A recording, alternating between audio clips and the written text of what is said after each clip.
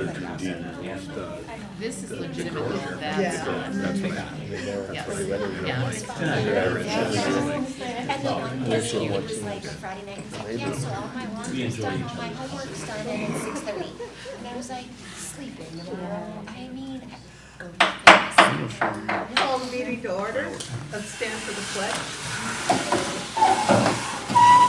Pledge allegiance to the flag of the United States of America and to the republic for which it stands, one nation, under God, indivisible, with liberty and justice for all.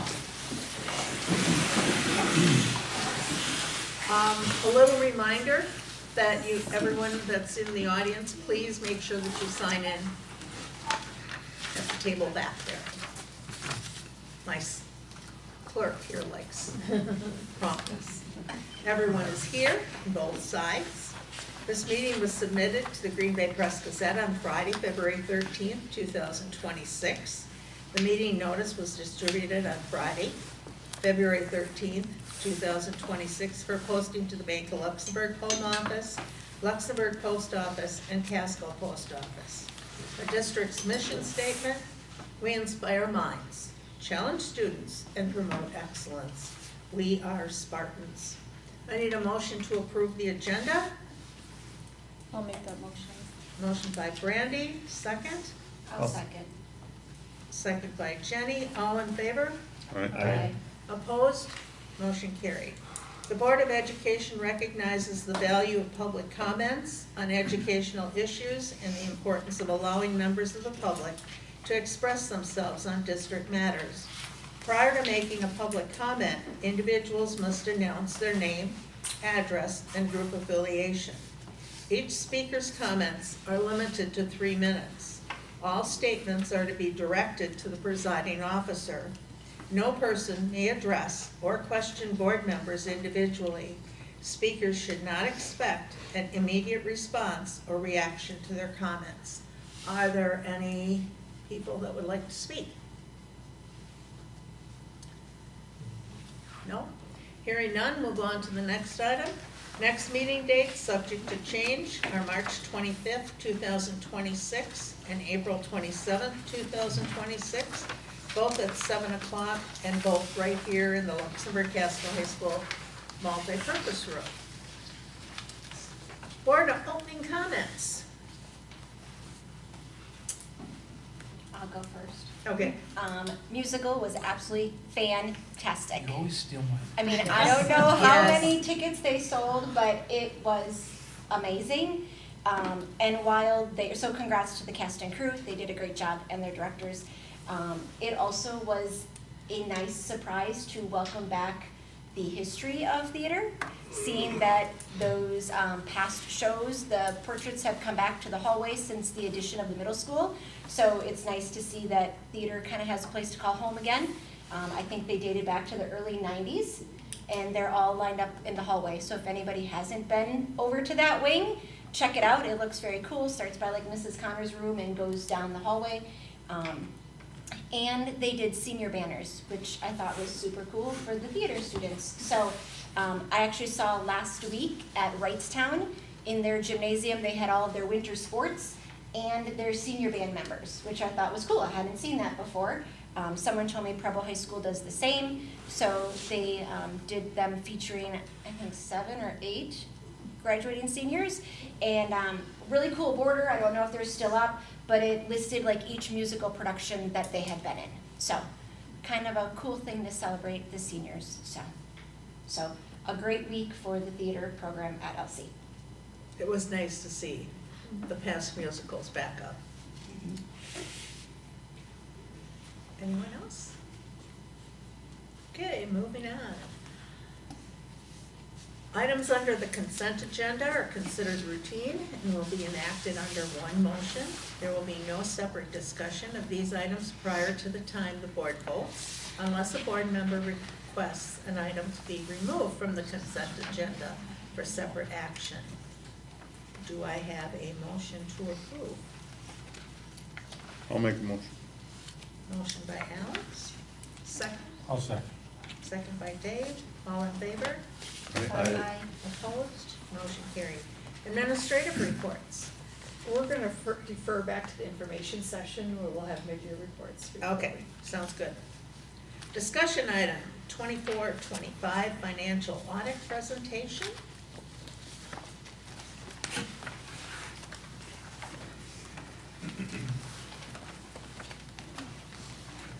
All right, good evening, everyone. My name is Amber Ebert from Hawkins Ash, and I'll be going through a summary of the 24-25 financial statement. So to start, we issued an unmodified audit opinion, which is the best opinion for an audit. And we noted two significant deficiencies, which are the same ones as last year. Preparation of financial statements and then segregation of duties, so no concerns there. For adjusting journal entries, we suggest having 10 or less, and this year there were 5, so that's amazing. And there were 7 last year, so a big improvement from last year as well. And thank you, Rebecca and Dawn. They always have everything ready to go when we're there, and it makes the audit go really, really smooth. For communication with those charged with governance, we only had one management advisory comment this year, and it was simply an FYI that there is a new GASB standard that may be implemented on the financials next year. GASB 103 for financial reporting model improvements. I'm not entirely sure what that all involves yet. We haven't looked too much into it, but just know that there may be some changes on the financial next year for it. For the statement of net position, total revenues decreased just slightly from last year, still sitting at 33.2 million. Total expenditures increased about 3%, sitting at 30.5. For the net position, the net investment in capital assets increased 5%, sitting at 17.9 million. Restricted for debt service decreased 7%, sitting at 614,000. The restricted capital objects now have a balance of 300,000. Restricted for other activities went up quite a bit from $103 last year to 26,000 this year. And then unrestricted went down 16%, sitting at 6.9 million. And then overall, the total net position went down about 1%, sitting at 25.8 million.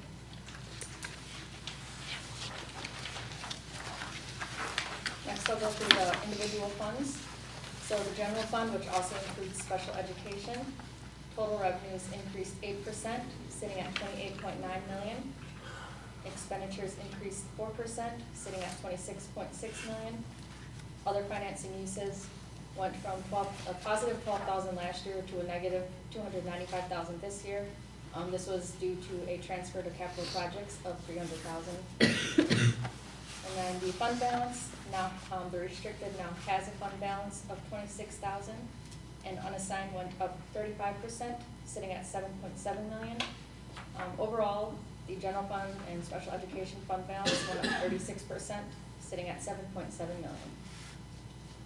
And then we also look at the unassigned as a percent of expenditures.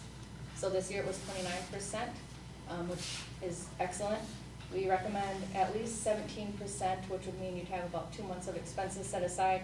So you're sitting at about 3.5 months, so perfect. For the revenue trust fund, the revenues went down about 16%, sitting at 635,000. Total expenditures went down 2%, sitting at 592,000. And then the fund balance, which is all assigned, went up 8% to 581,000. The debt service, which includes the non-referendum and the referendum, went down 45% for revenues. This was due to the tax revenue. Expenditures went up about 1%, sitting at 2.5 million. And then last year there was a $2 million transfer, well, not transfer, just other financing uses, and this year there is none. Overall, the restricted fund balance went down 7%, sitting at 614,000. The capital projects fund, which would be the other capital projects fund, revenue went from $3 to $4 last year. And then the other financing uses and sources went from $100 last year to $300,000 this year, and that was the other side of the transfer. Restricted fund balance went up 7%, now sitting at 300,000. The food service fund, total revenues went down 2%, now sitting at 967,000. Total expenditures went up, sitting at 1.1 million. And then the total assigned fund balance went down 68% to $75,000. The community service fund, total revenues went up 4%, sitting at $275,000. The expenditures went up 9%, sitting at $299,000. And then the assigned fund balance went down 21%, sitting at $92,000. And then the co-op program, both revenues and expenses went down 13%, sitting at $10,000 now. For the revenues and expenditures, we do a chart that compares the last 10 years. So you can see from about 2021 to now, both have remained very, very consistent, so nothing to be really concerned about there. Just kind of a steady increase as we would expect to see. The net change in fund balance, for the most part, has remained pretty consistent increase since 2020. A little dip in 2023, but nothing major. The fund balance since 2021 has remained very, very consistent. Again, just kind of a slight steady increase, except a little tiny dip in 2023. And then looking at the general fund and special education budget, total revenues were about $70,000 higher than what was budgeted. Total expenditures were about $133,000 less than budgeted. And then the other financing sources / uses was up about $176,000 from the budget. And then for the long-term obligations, the debt payments have remained steady since about 2019 as debt is being paid off, so nothing to really be concerned with there. Otherwise, that's all I have. Any questions?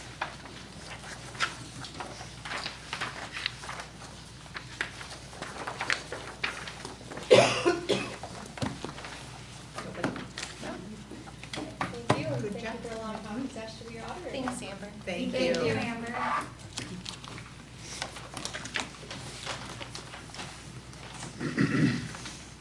Mia?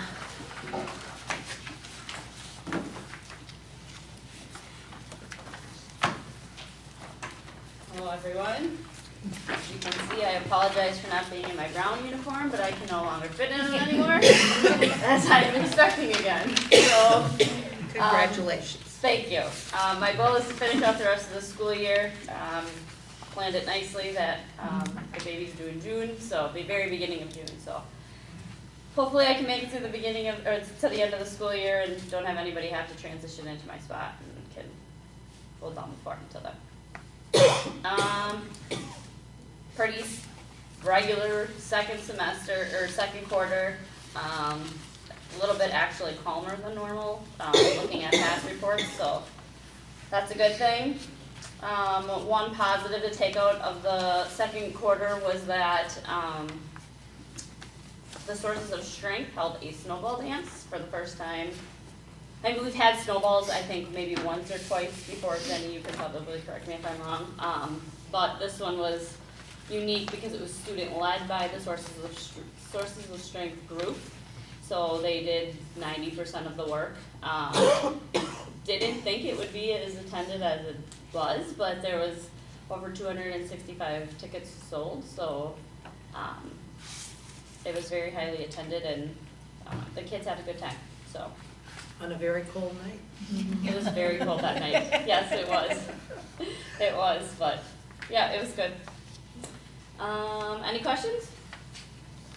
I have a question. Yeah. Missing person.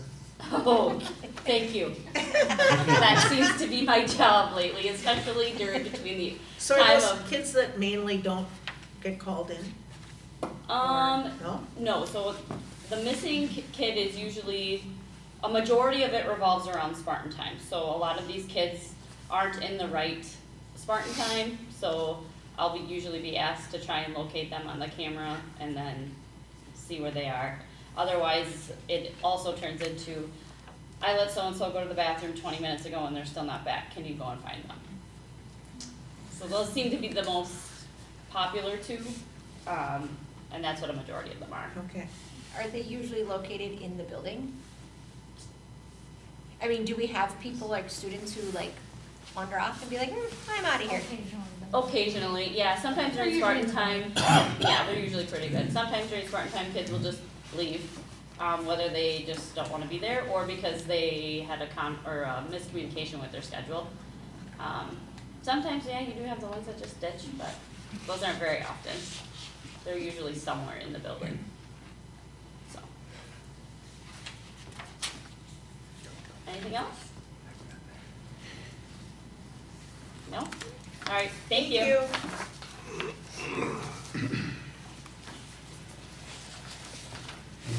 Discuss and approve donation for playground equipment from the Bank of Luxembourg.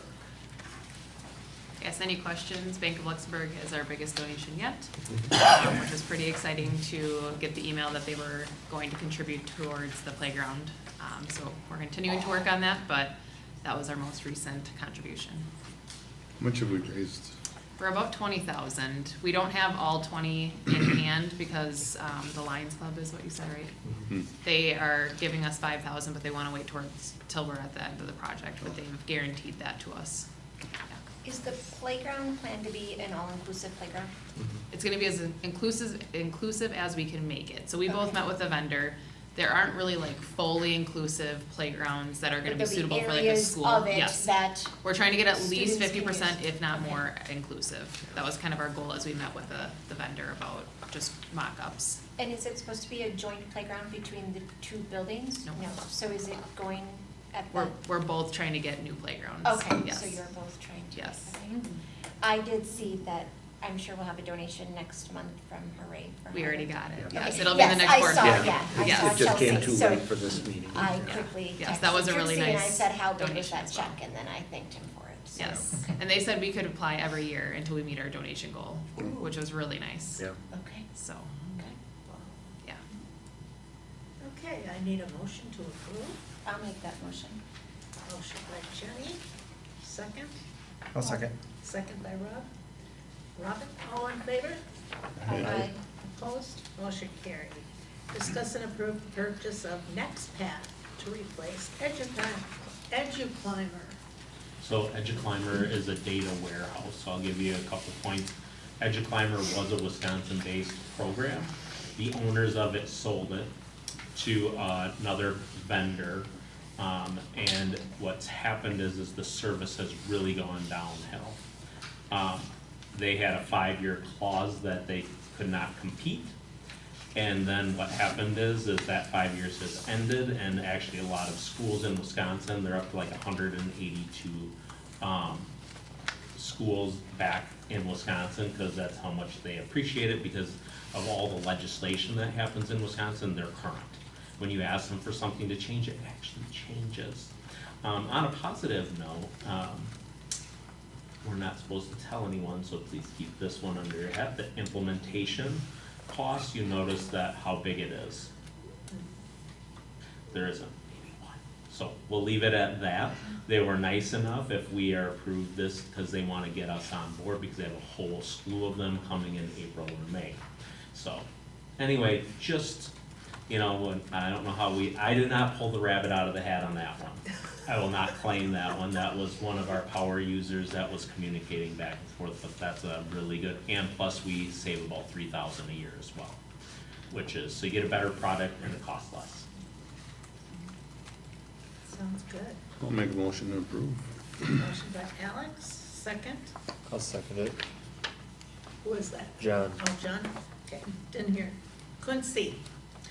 Motion's been made and seconded. All in favor? Aye. Opposed? Motion carried. Discuss and approve the Casco Building Boiler Number 2 repair. Yep, so I indicated at the last meeting that this would be coming here. I received only 2 bids regarding, to repair that leak.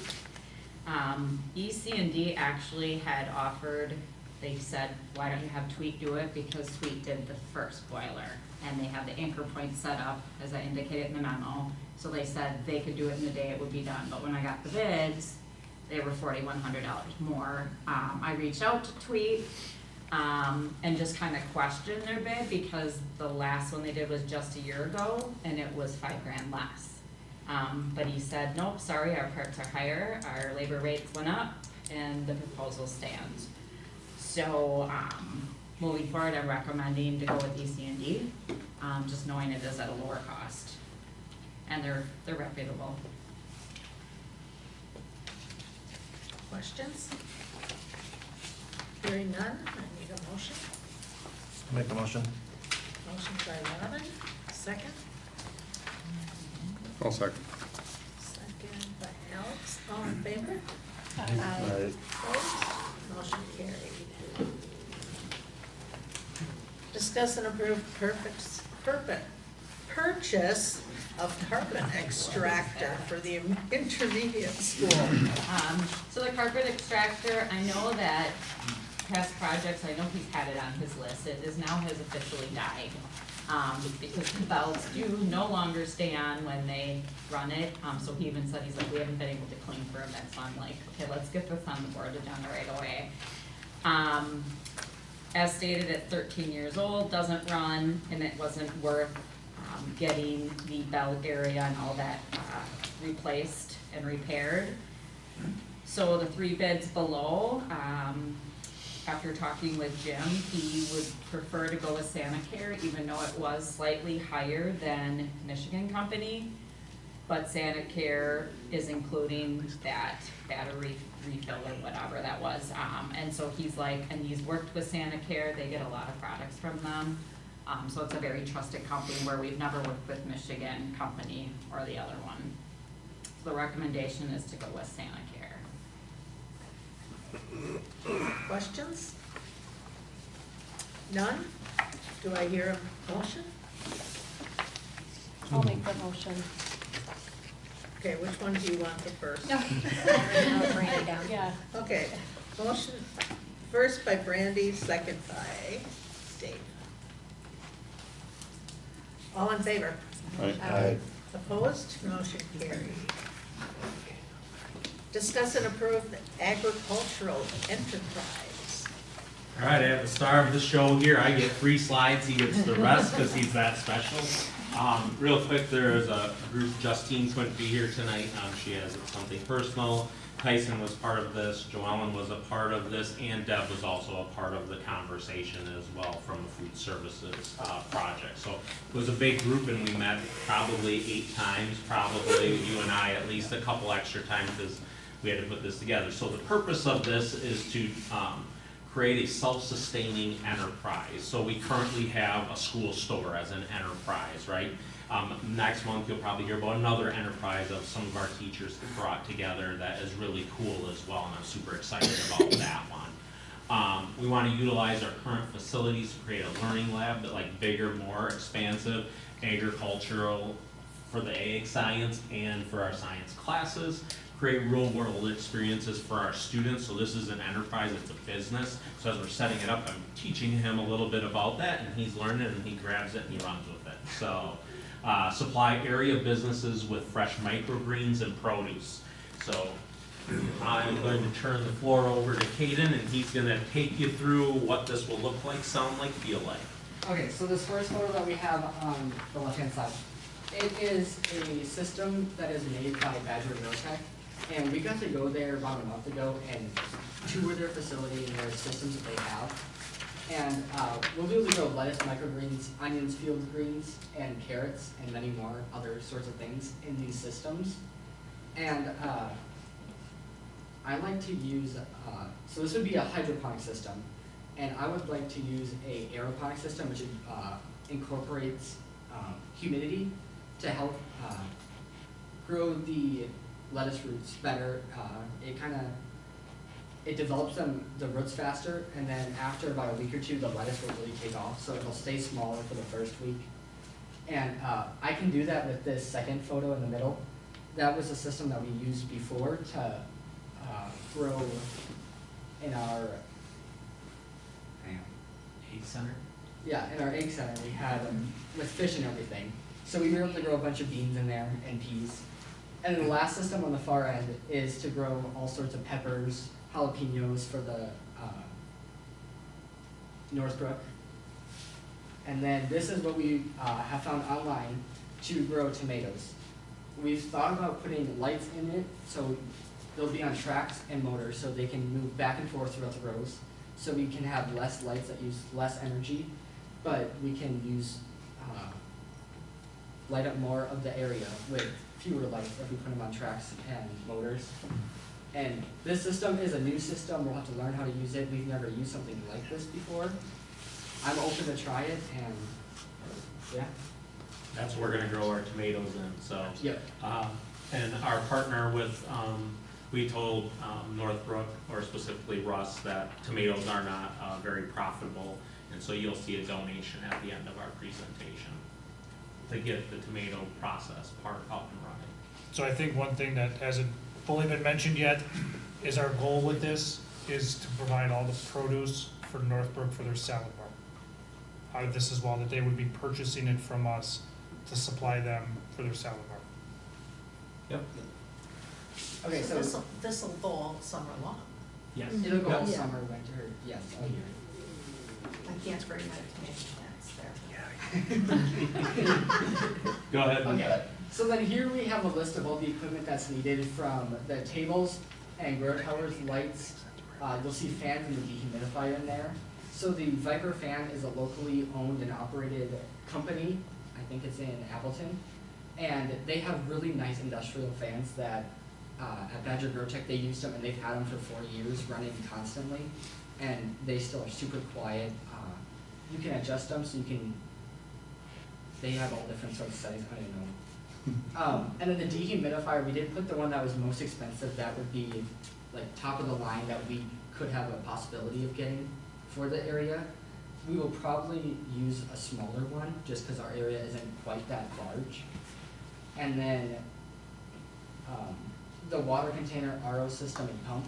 So that's a reverse osmosis system, so that helps us to get all the, iron out of the water around here, and copper, and just really, be able to put in just the straight up nutrients to help the plants grow. They don't have to worry about any of the other hard metals that can come in the water from around here.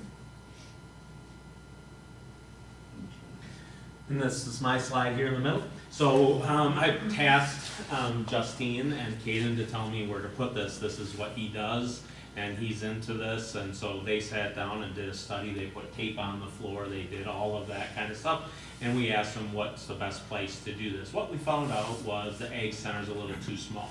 The other part that you don't know about this is Deb from the food service is also gonna purchase one of those tables from her funding, because the quality of them, they're only $5,000, it costs them $10,000 to make it. And in today's value, it's about $20,000. Joellen always asks me, that was the rabbit I pulled out of the hat, how do you find these people?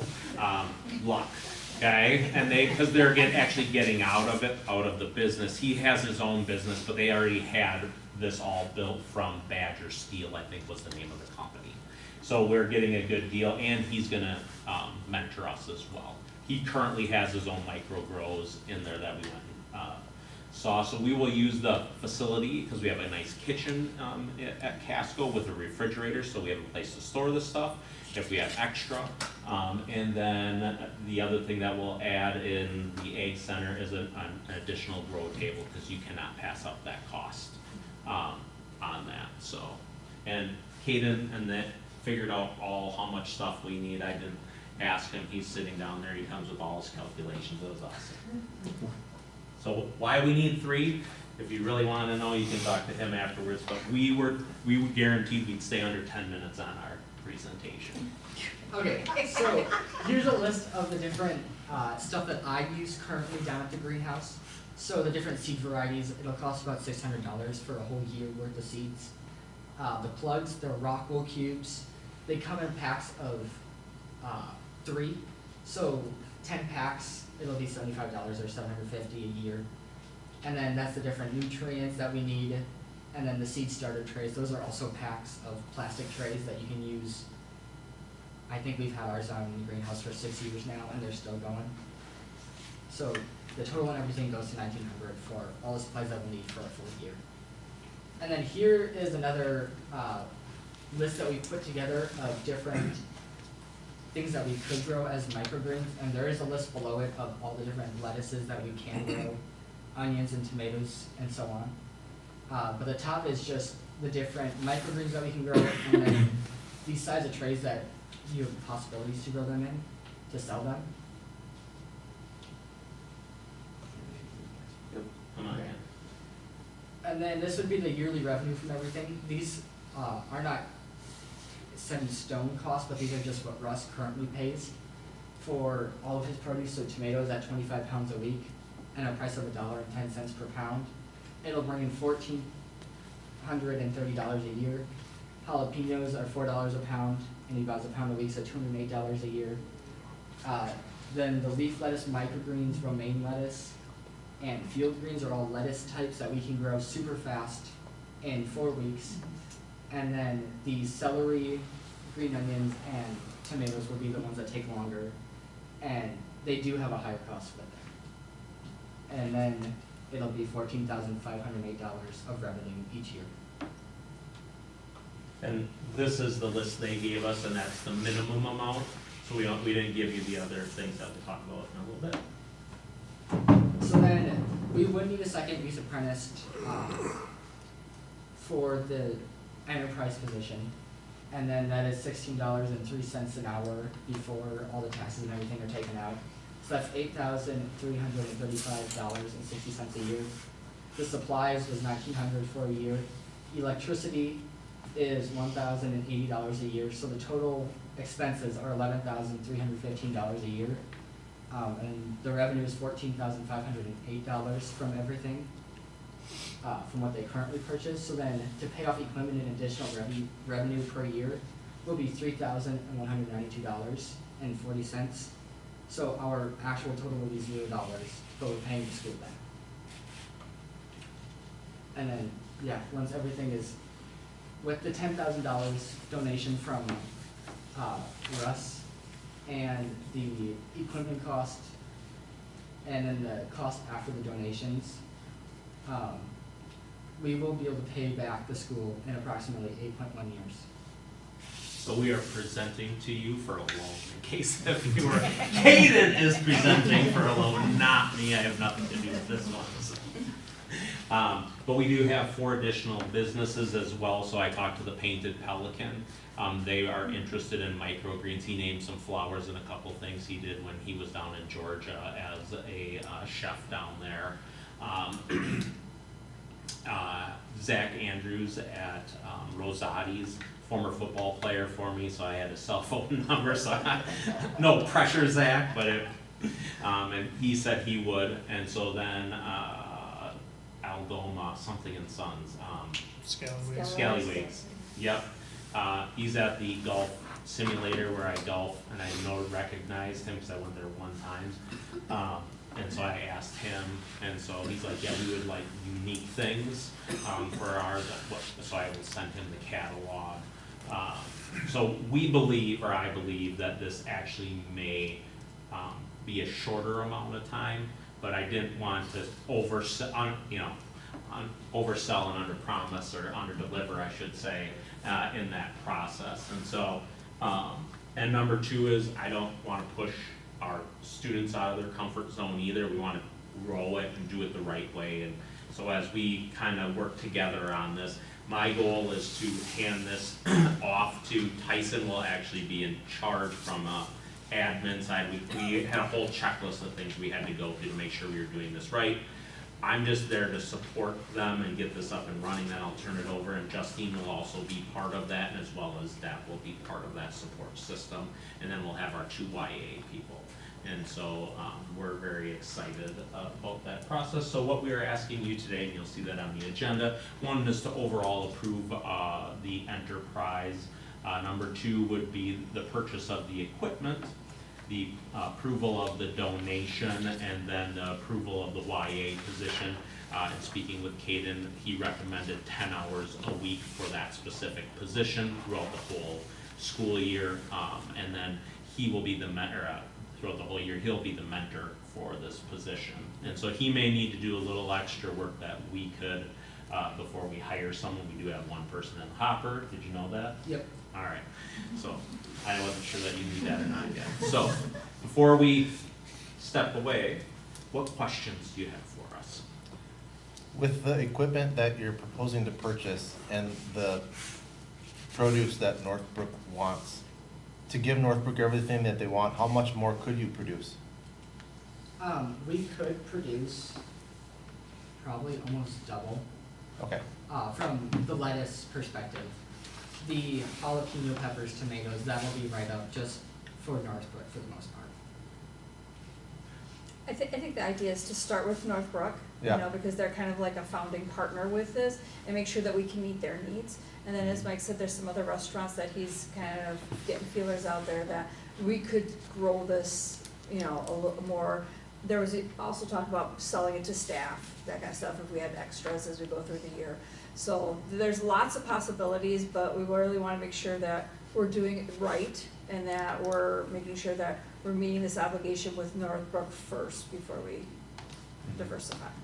So there is, and then the other part of it is the microgreens is actually the biggest revenue maker, which is where we'll spend our emphasis on first to be able to pay that back, because once we become, you know, out of debt per se, from a business perspective, then we have money to invest in other equipment, to do other things, right, to think bigger and to move that forward, so, but we're excited about that opportunity as well. And Yeah. so is Northbrook. I talked with Russ, and he's very happy with, when I told him, no, we're gonna grow everything from all three, he's like, really? I'm like, yep, let's go.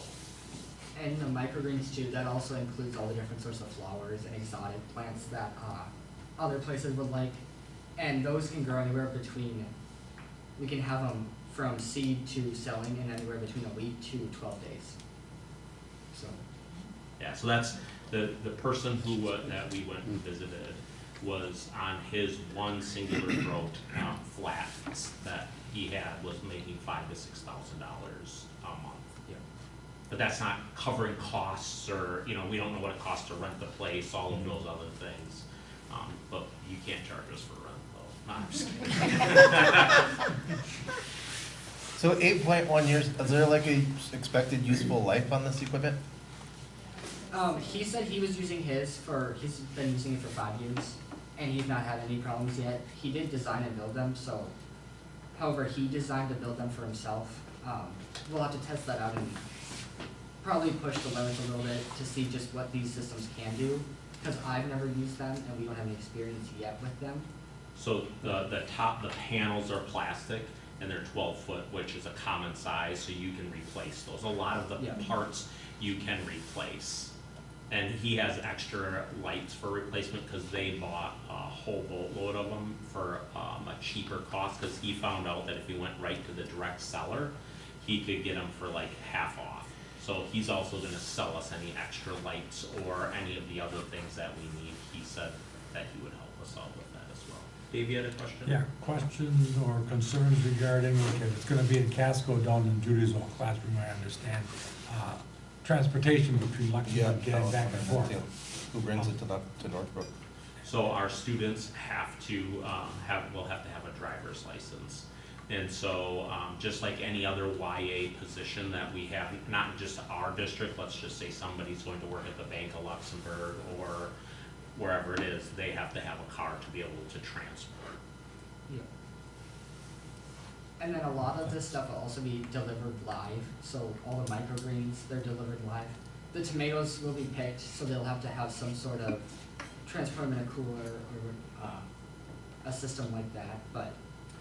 The other thing I have thought of, and I didn't share this with him, is we also could house the stuff in the front office where the person would come and pick up, like it would just say which business it was, it would be in the refrigerator in there on their way to work as well. So we haven't asked them those kind of questions. Northbrook is close, where the other businesses, back to your point, it's gonna cost us some money for transportation, so we probably would pass that cost on to them, because right now, most of businesses do that, deliver stuff, pass that on. So we've thought about all of that, but we just didn't add it in there, because until you grow it, we just are gonna conquer one problem at a time. So, but thank you for asking all those questions, because it's helpful for us as well as we start our new little business and figure it out.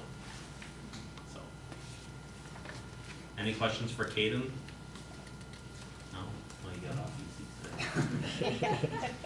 Thank you. Okay. Any other questions? Okay, hearing none, I need a motion. I'll make a motion. Motion by Robin, I'll second. second by Jenny. Are All we in doing, favor? is this gonna be for E, F, G, and H all in one? We could. If you'd like It's to your do motion. that. Yeah, I was going off of what's on the screen, so I would, Yeah, all of I'm for all of them. Okay, so I have a motion for letters E, F, and G. And H. And H. Oh, okay, you'll go right into the donation then? Gotta take that Okay. off. Yeah, for sure. Motion's been made and seconded, all in favor? Aye. Opposed? Motion carried. Mid-year progress reports. Heather, would you like to start? I would be delighted. If you haven't gotten the joke yet at admin, I'm always the first person that is expected to share out. I don't know when that became a tradition, but 'Cause you as were- soon you as were I got the back young from leave, I got people. right back on the horse, so. So I'm just gonna give you a really quick brief and remind you that at the start of the school year, with our school success plan this year, we chose to have many reading goals just because, in our building, 3 through 5, iReady has been the assessment that we've generally used. We've always focused on growth, which is very helpful. However, last year, if you recall, when I reported out, our growth numbers looked a little peculiar at the mid-year point, and so moving into this year, we wanted to look at more than just growth because proficiency also helped paint a clearer picture of what was going on in our building. Nonetheless, today I'm only gonna report out on growth, just because all of our numbers are within means of each other, and nothing is presenting concern, so I feel like reporting out on growth is appropriate at this point. So, to remind you for reading, our goal was that at the end of the school year, at least 70% of 3rd through 5th grade students meet a year's growth or more. Right now at the mid-year, we're at 73% of students who have met half a year's growth or more, 54% of which have met a year's growth at this point. So we're right on trend with where we need to be. Not looking at last year's data because again, that data looked differently because we had more students enter the Euro Proficient. Therefore, there was less room to grow, obviously each testing window, but years prior, in the 23-24 school year, we had 74% of students at half a year's growth at this point in the year. So we're right on trend with where we're generally at this point. So I'm happy with that current progress. For math, the goal was or is that at the end of the year, at least 82% of students make a year's growth or more on the iReady assessment. At this point, we are at 61% of students meeting a half a year's growth or more, 28% of which have achieved a year's growth at this point. Again, right on point with where we normally at. So last year, we had 62% of students meeting half a year's growth or more at this point. The year prior, it was 63.5%. By the end of the school year, we're always right within the means of like 90 to 95%, making a year's growth. So again, right on trend with that.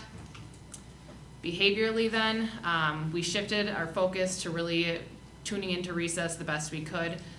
The goal was that by the end of the school year, behavior referrals for recess will decrease by 15% compared to the total number of referrals for this location in the previous year. So last year we had 447 total recess referrals. By the end of the year, that was a decrease from the year prior where we had 513. The goal obviously is to continue to decrease every year. Right now at this point, we're at 167 recess referrals. Last year at this exact time, we were at 213 referrals, so we're down about 22%. I'm attributing that to, we have a CHAMPS recess program that we've started that's run by our recess aides. We have monthly grade level recess incentives to earn extra recess for those that have the lowest recess referrals. Our data is displayed in the cafeteria for students to see in real time their grade levels, recess referrals for the month. We did a mid-year check-in and reward, just congratulating the students for their progress at this point. New this year, I started a student advisory group when I returned from maternity leave. So far that's been really well received. It's been a great way to break the stigma of also the principal's office being a scary place. So anywhere between 4 and 6 students from every grade level each month come to me and they have the floor is theirs. They are able to share anything and everything without getting in trouble, to just give me feedback on school, classroom needs, concerns, all of that. 5th and 6th grade obviously is much more helpful because they have really good constructive feedback. 3rd and 4th just love to chat. I have a hard time getting them out of my office at the end of it. But it's been a really great relationship builder, and I, again, attribute some of our recess success to just having that student input. And then lastly, we've just been having a lot of really regular check-ins and opportunities of feedback for our recess aides, trying to help coach them to improve their practices to better support our students outside. Questions? That was a lot to throw at you. Numbers are good. Yeah, they're looking great. I'm feeling hopeful for the end of the year that we'll be where we generally are, and that'll reflect in the forward exam as well. My turn? Sure. All right. So, for our goals for reading, our reading goal was based off of our AIMS assessments, which we just started taking last school year. We had always used iReady kind of as our gauge, but now we just felt like we're putting a lot of effort into AIMS, so let's use the AIMS data.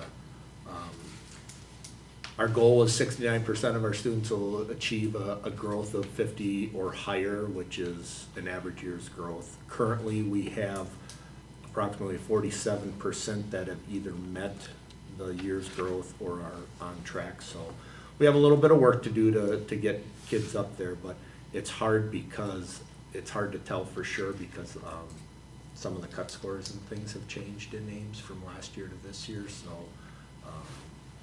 but there's a lot of good work that's happening there. We did still use the iReady assessment in reading, and currently 72% of our kids in iReady are either meeting or are on track to meet their year's growth. So it's still, they're still doing well. On the math side, we stuck with iReady for math this year. Our goal was to have 70% of our students reach a year's growth. Currently, we're at 56% that have either reached it or are on track. So there's a little bit of work to do yet on both sides, but very attainable, I feel. And for behavior, we didn't set necessarily a specific goal on number of incidences and that sort of thing, but I can share that our playground incidences are down compared to last year. Some of our classroom and hallway incidences are up, and you can blame the 4K because they're doing a tremendous job with documenting behaviors with kids, because we have a number of kids who are struggling in different areas, so they're doing all kinds of documentation. So it's kind of skewed a little bit, but they're keeping track of everything basically, which is a good thing because then we can, kind of analyze that and look at that data and be able to help those little kiddos as they see how they'll improve for next year. Yeah, and next year they'll be here for a full day. This year they're just there for half a day, so. Since you came with a handout, You're making me go last? So we've got a reading goal, a technology goal, and a behavior goal. For our reading goal, it was for 70% of our 9th and 10th graders to reach their beginning of year to end of year HMH growth goal. We start testing a little bit later, and we finished up last week because of high school exams. We try to give them a little bit of time off before jumping into another one. So we're going through our data with me, Mike, and Nikki Lentz tomorrow. So I don't have data for that goal for you today, but I'll have it for the March meeting. For our technology goal, we obviously made an investment in AI this year by purchasing Magic School across the district, as well as had a lot of summer trainings and things like that. So our goal was for all staff to use AI at least 10 times to increase their efficiency across their classroom, whether that be in more engaging lessons, assessments, parent and student contact, whatever that may be. Like I said, each staff 10 times. So far, 39.4% of teaching staff have already met that goal.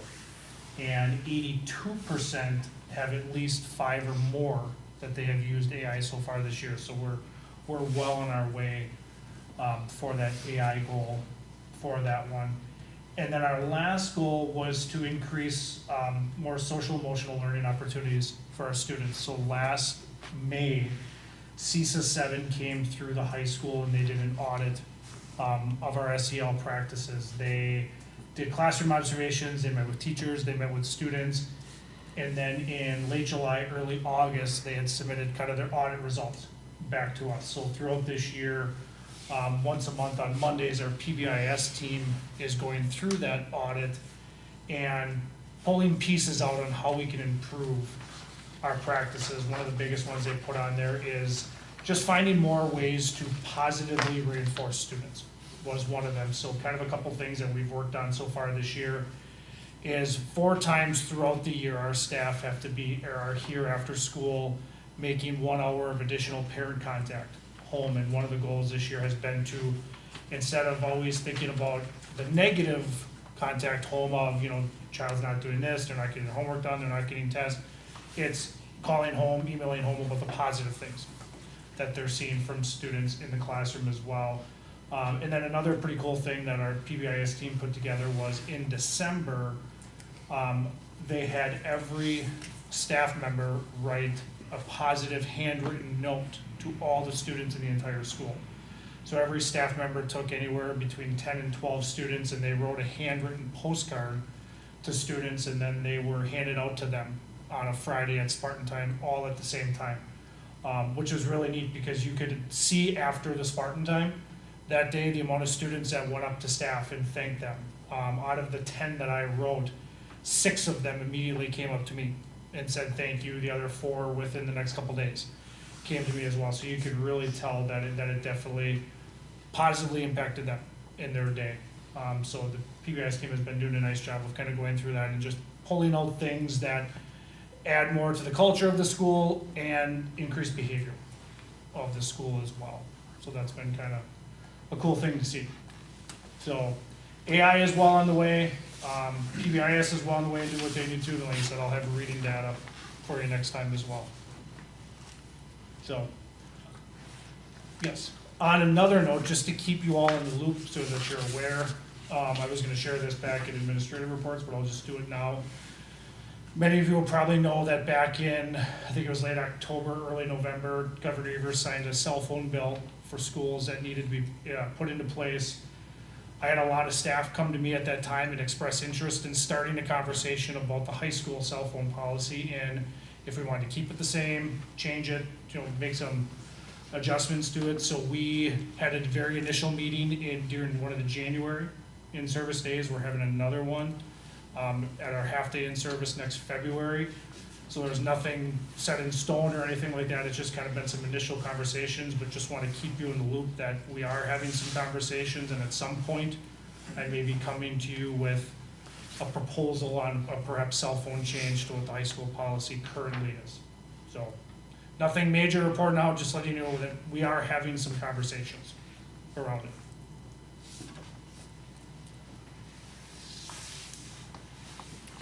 So I'm the one that provided you the handout. Overachiever. Yeah, that's what they said.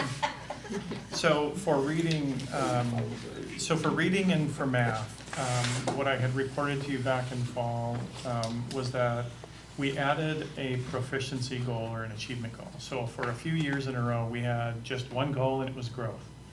And we were trying to maintain that small window that the intermediate school has been sending us from a growth perspective.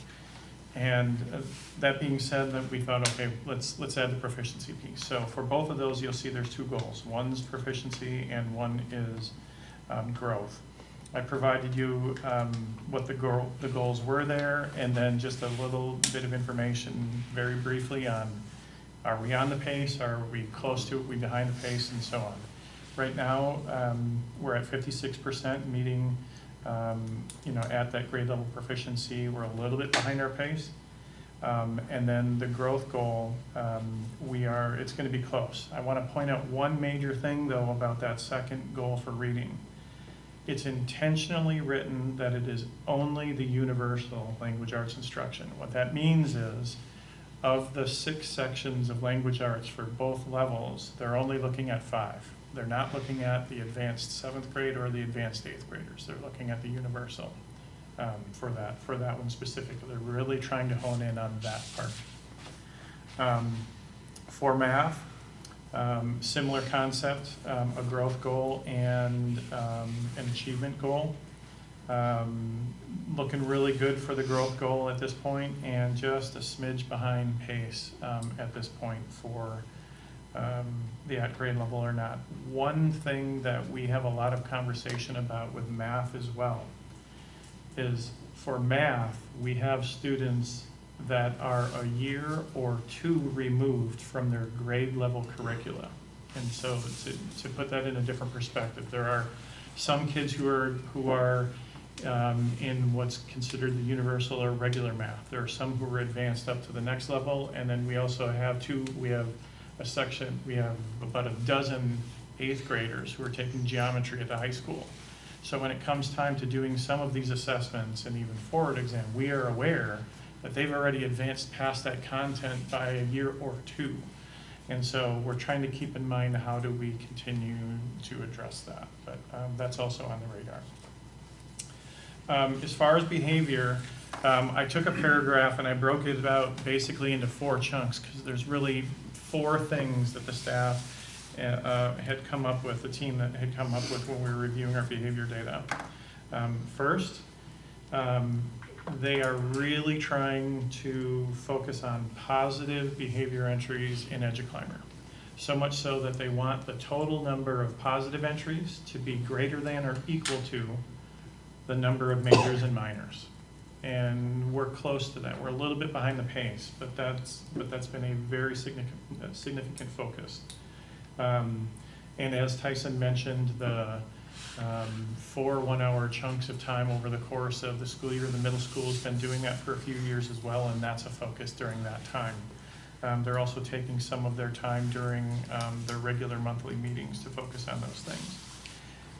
The other thing was they weren't satisfied with just that, so they created what I thought was a pretty ambitious goal to try to decrease minors and to decrease majors, and the number that they wanted to decrease by was 20%. They chose a 20% number because we felt like last school year they were higher than we were hoping for. So you can see down below we're a little bit behind the pace on the minors anyway, and our majors are up a little bit at this point in the school year, at least as of today. Behind the scenes, we're also trying to make sure that every student receives at least one of the positive entries, and that every one of the staff members are involved in the sending of those. Sometimes it's certain students who are getting more than others, or certain staff who are more diligent about it than others, so that's another piece of the goal. So far, so good. It's close. It's going to be close. But they set pretty ambitious goals, so.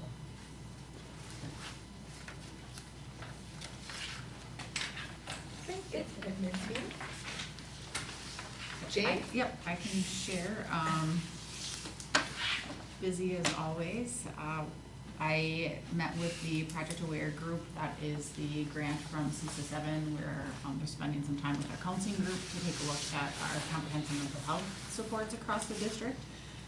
So I had a meeting last week, a half-day meeting where we're kind of going through and auditing what are those lessons that we're teaching across the board from our littles all the way through, what is everybody guaranteed to have, and kind of doing an assessment of are we where we need to be, are there areas that we need to reflect on and make some changes. So that's been a really great process to have that time and facilitation from CISA 7 through that Project Aware. Jenny and I also attended a FACES meeting with Kewaunee County yesterday, which was very interesting. They're going over kind of just updates on new trends in vaping and tobacco usage, things like that. There were representatives from NA who kind of shared their stories and what that program's able to do to support people in the community as well as even students. So it was a good afternoon of just learning about some different things and connecting with other districts and people at the county. I've been spending time with our early childhood team. They are presenting at the Promoting Early Childhood Conference, which is really exciting, talking about providing services in a natural environment in a rural district and some of the challenges that come with that.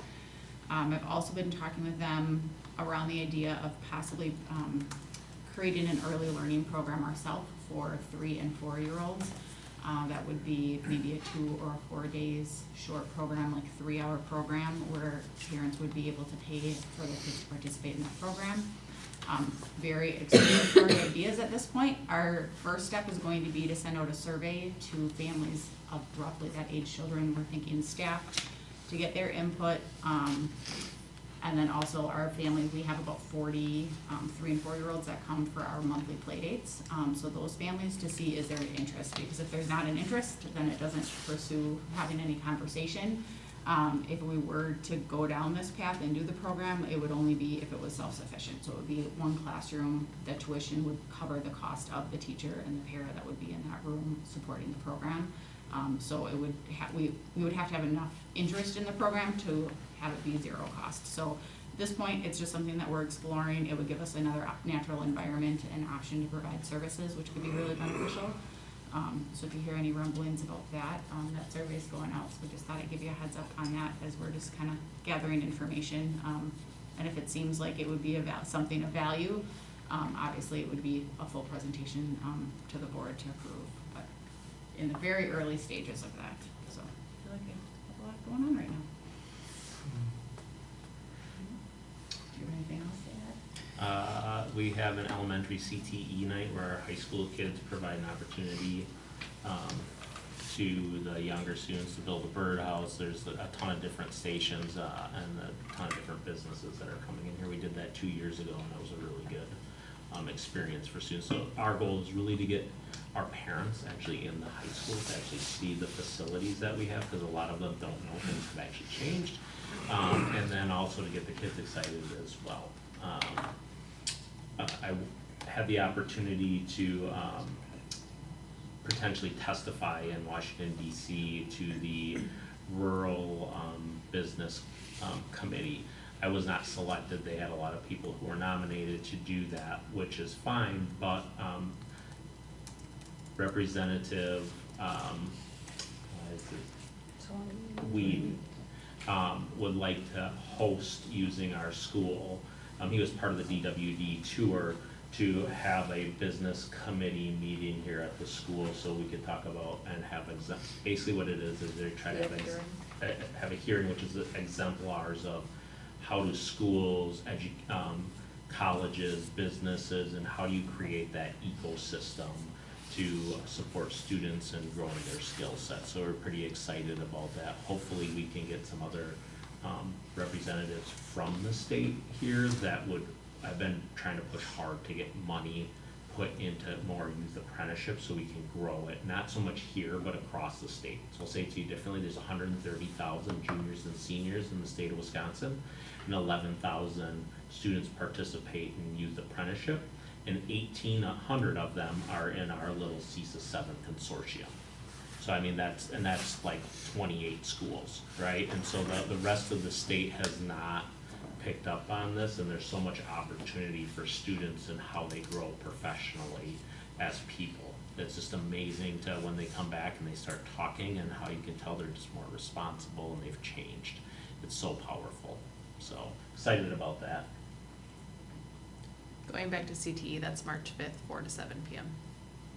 Yeah, come on over and visit. Jenny?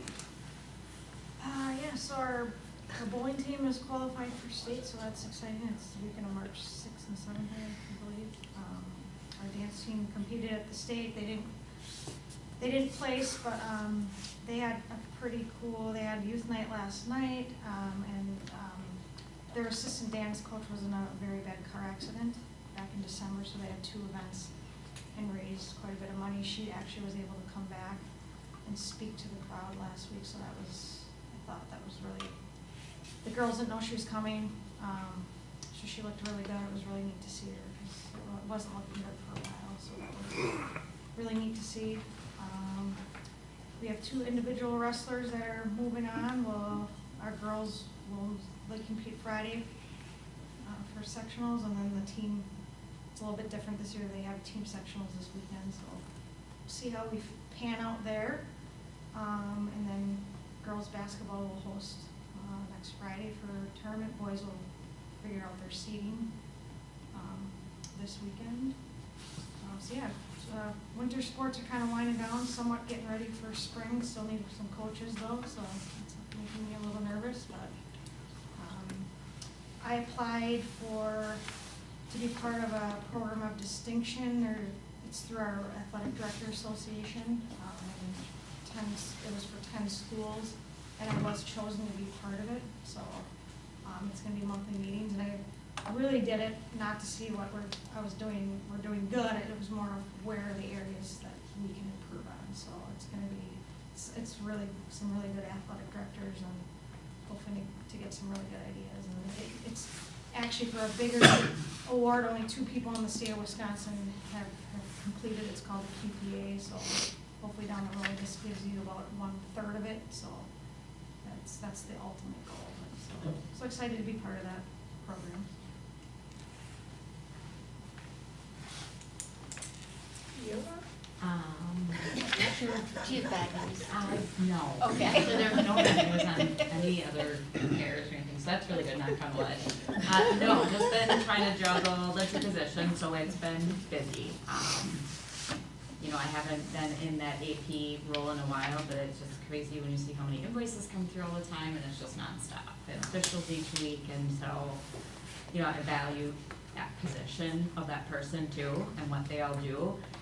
I do wanna say thank you to all the other administrative assistants in all the buildings, because they've been really helping take some of those duties away from me to help me out in the meantime until the new person comes. So very appreciative of that. And the new person will start on Wednesday, so I'm looking forward to that, but then it will be, you know, some training for quite a while. But that's okay, I can do it. So that's about, I mean, pretty soon will be budget conversations, budget meetings. And I know eventually we're gonna start having our HR committee meeting and start talking about wage increases for next year, so all of that's coming due. And even though the auditor was here, she wrote me the other day and already scheduled the final audit, and I'm like, didn't we just finish? Like, and we're already scheduled for the end of this year already, so it's just, it goes fast.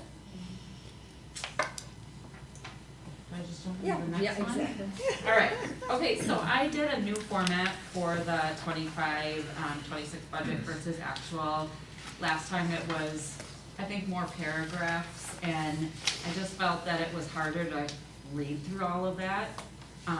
So I did say to Joellen, thank you for that previous format. She goes, no, it was a good start, but I felt this would be easier for you guys just to like right away just see where we're at.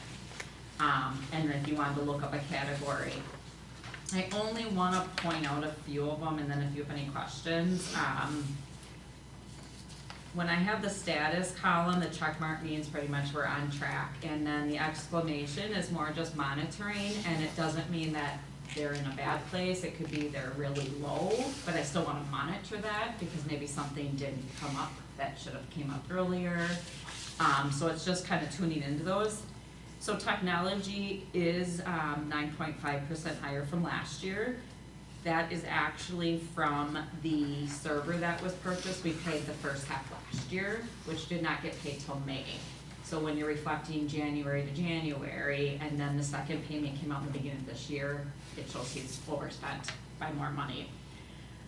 The grounds department is 11.93% over from last year at this time, and that was from that sidewalk repair that we had approved that he said would come out of his budget. And then November and December plowing is at $16,920. Building maintenance is actually under by -17.2. This does not include utilities, so this is just their supplies and repairs. And I actually, the last 2 meetings, when I've met with them, I put smiley faces on their expense reports because I was just very impressed. And I told them like they have all been under each month percentage-wise of what they did last year. So they've been doing, like, they're just buying what they absolutely need, which is really good. External sub coverage, it doesn't surprise me, it's, up by 8.73%. I do know HR has indicated to me, you know, there is a lot of people out, a lot of FMLA leaves more than ever this year than we've ever had. So, just wanted you guys to at least be mindful of that does continue to grow, that budget. Utilities, I didn't know if this would be confusing. Utilities, it shows from the previous month we're down, but really spending we're up because we increased the budget for utilities. So when you're comparing the percent to the budget, it can be misleading if you're increasing that budget line. So I just wanted to explain that. And then the back page, I did those by dollars because that changes every year, so you really can't do a percent. And the only one I really wanted to point out was the Fund 50 transfer that we budgeted for, and it was based on how she looked last year. And up until now, January, we're at $11,000 profit. So I see it a lot more promising this year. She's been more mindful of the spending and hours of people and trying to come up with different options with some of the openings as well and cutting back some of those hours. So I just wanted to point that out. Does anyone have any questions?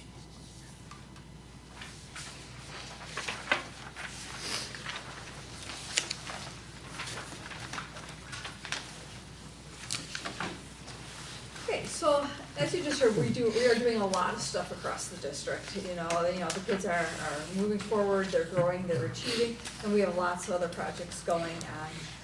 And just some additional things, just so you kind of, you know, can wrap your head around what's going to be happening in the next couple of years that we're already working on now. So in the summer of '26, so that's this summer, we're going to be getting a new phone system. The software for our phone system is no longer going to be supported, and so we can't just get a new software and keep our old phones.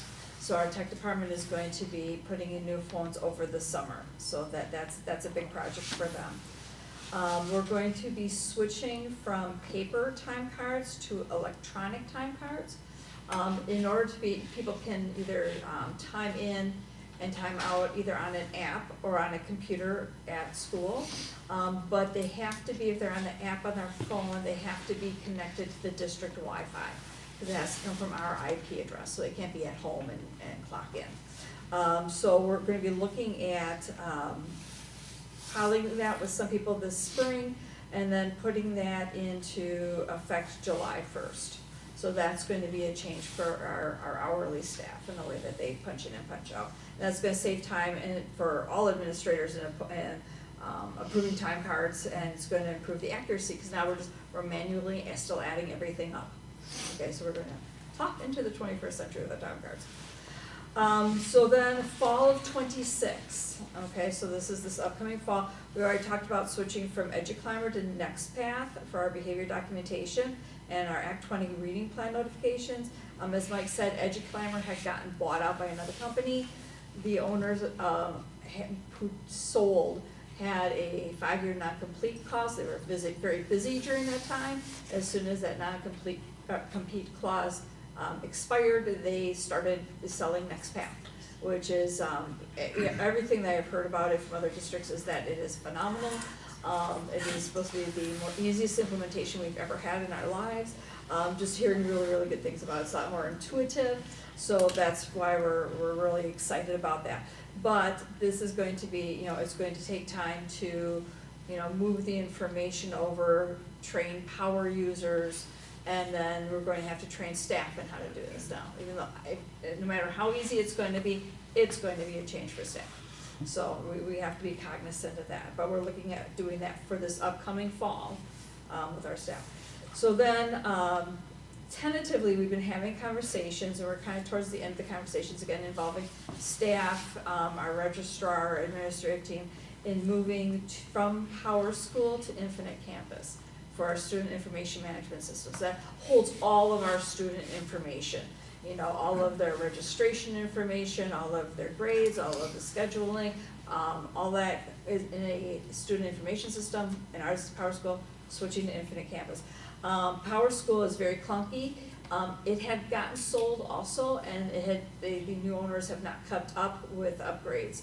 and there's a lot of things that we think, wow, we really wish it would do this, and we call and say, hey, can we get the system to, no, you can't, or yes, it can, but you have to buy a third-party application plug-in, and then that gets clunky, because now, we're having, we have to deal with that third-party vendor, and then sometimes they don't talk to each other really well. So it's not really meeting what our needs are. So Infinite Campus, it's all in one single database, and then, so that's our solution for reducing the need for the third-party applications. And what we're looking at, we'll have more proposal for you next month, giving you all the layouts. But it's gonna be saving the money too, or saving the district money also. As we upgrade to a different system. So there's a cost savings to that too, a couple $1,000s. And then, so that's good for our teaching staff and everybody that uses our information system. That's going to be a huge change, and actually, if we do this, we're gonna be looking at about this time next year, starting with training and implementation so that people can use it the following year. And then we have, in the fall of '28, we've already approved moving to Skyward Cumulative. So the highest impact is gonna be on people in the business office, administrative assistants, and staff who make purchases, which is pretty much everybody does their own POs for their budgets, so that's another thing. So when you look at the district about the things that we are doing, when we're building something, everybody sees what we're doing and everybody knows when it's complete and how great it looks. We're working on internal systems now that are going to be more cost effective, it's going to meet our needs better, it's going to be more efficient and save our people time and headaches, hopefully. And so, we're, trying to take all the internal systems and make those better. And it's gonna be a multi-year process and, different levels of people are gonna be involved with it. But it's just, we're gonna be having a lot of changes, coming up in the next couple of years. But I wanted you guys to be aware, when you think about that, about, what we're doing in our schools and, what our staff is, we're gonna be asking staff to do in changing over the systems. I have a quick question for Heather. That PA system we put in, Yep. are we get everything out of that we want? Slightly. Okay. So it's been a slow process. So Camera Corner obviously is the vendor that installed all the products, but now we're with essentially like a third party that they work with to get all the features up and running. We've run into a few bumps. Last week, we met with George, who's our third-party guy that's doing all the tech behind the scenes. We were testing the panic buttons, none of it was connected. Tested the display boards, none of it was connected. So Camera Corner's coming in tomorrow to check all the connections, and then once everything is up and running again, George will work behind the scenes to make sure that everything from the hardware is connected to our network. We'll test all those features, and then we'll kind of get things up and running from there. Along the way, there's been a few other things though that they're like, oh yeah, you didn't say you wanted this, that would be an extra few $1,000s now. So we're kind of weaning through what we actually need versus what we don't, and if there are additional needs that we truly feel like would benefit the safety of our building, we'll bring it back to you at some point, but it's not anything that's, needed at this very moment. Sure. The only thing, I've been in the building when that tone goes off, I'm like, that's what we paid for? Yeah, so yeah, we also talked about the bell. It's very interesting. It's better than it was when we first got back from break, because nobody knew what it sounded like, and it was the most atrocious sound I think anyone could have ever heard. It is better though, but it's just very loud. So Camera Corner is supposed to work on that tomorrow too, about like bringing that down a few octaves, because it's deafening. Yeah. It's a work in progress. It is a work in progress. Yes, you guys know me, I'm very like adamant and pushy, so no one's getting away with anything. That's good. So. Here's a funny story about that tone. Thought you were going to say about me being adamant and pushy. That's next. But we have a couple people out front in the morning for the drop-off, when parents drop off their kids. And when that tone went off that first day, it was Matt Van Stratton and Jessica Wessel, and they looked at each other and they looked up to the intermediate school, because they said the first thing they thought was Jesse hit a pole when he was plowing. Because that's exactly what it sounded like, hitting a metal pole. It is interesting because we were able to get so many like additional add-on features. We have bells and everything on the outside now, so that's been an adjustment of hearing just different tones outside. If you would have come the last in-service day, there was Christian music blasting over the radio on accident. They were testing the speakers. The guy wasn't even listening to what's over there, and all of a sudden all my teachers are calling like, why is gospel music playing? And it's like blasting outside. So, you know, anyone that walked by was thinking we were having some kind of a party inside. It was interesting. The great revival. Yeah. Okay, any other questions or comments? With that, I would like a motion to adjourn into closed session. I'll make that motion. Motion by Brandy, I'll second. second by Jennifer, all in favor? All right. Opposed, motion carried. Jane, were you able to attend the dress rehearsal night for the musical with Best Buddies? I've heard and it Yeah, so that was super cute. Molly had told me, you know, they sat with their buddy families and all that, but then the cast and crew had like their childhood stuffy, their favorite childhood stuffy, and they were all like lined up in the audience or whatever. It was the cutest thing ever, yeah. They I did really hear have about it. pulled off some really cool, like, just, I mean, and I don't know if you were TikTok friends, or, you know what I mean, or they just know that other schools have done this, or, you know, but yes, and then like some of the cast, like, they were, you know, in their costume, and